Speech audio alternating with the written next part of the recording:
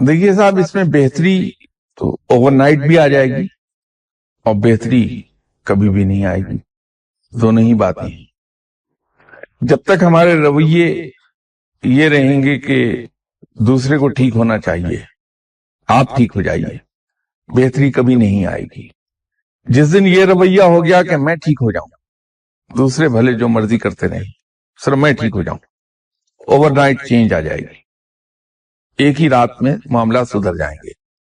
تسبیحات کا جو میں کہہ رہا تھا، اس سے کہیں یہ غلط فہمی پیدا نہ ہو کہ میں عبادات کے خلاف ہوں. ایسی بات نہیں ہے.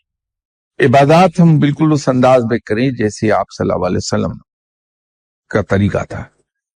آپ صلی اللہ علیہ وسلم سے زیادہ عبادت گزار کون ہو سکتا ہے دنیا میں؟ یا اسلام کے بارے میں ہم سلیکٹو نہ ہوں، اسلام کو ہم بائی پارٹس امپلیمنٹ نہ کریں اپنے اوپر، کہ جو چیز ہمیں سوٹ کرے، جو چیز ہمیں اچھی لگے وہ تو ہم اپنا لیں اور باقی سے پہلو تہی کر جائیں. بلکہ اس کو کہ اپنے اوپر اس طرح اوڑھ لیں جیسے برقع اوڑھا جاتا، تو پھر تو نتائج بالکل صحیح نکلیں گے. ایک مومن کسی کیفیت پیدا ہو جائے گی. چونکہ عبادات سے ہمیں یہ فائدہ ہے کہ اس میں ہمیں کوئی قربانی نہیں کرنا پڑتی. لوگ دیکھ کے ہمیں نیک سمجھتے ہیں، ہماری عزت کرتے ہیں، ہمیں سلام کرتے ہیں. اس سے ہماری انا کو تسکین ملتی ہے، نفس پھلتا پھولتا ہے، تو ہم عبادات کی طرف جاتے ہیں.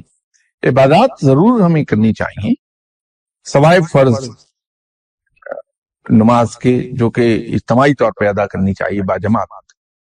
اگر ہم باقی بند کمرے میں کریں اور اس کا کہیں ذکر نہ آنے دیں، اس کو چھپا کے عبادت کو کریں، اور اس عبادت کے نتیجے میں حاصل ہونے والی جو پاکیزگی ہے، جو لطافت ہے، اس کو ہم اپنی عملی زندگی کے اندر شامل کر لیں،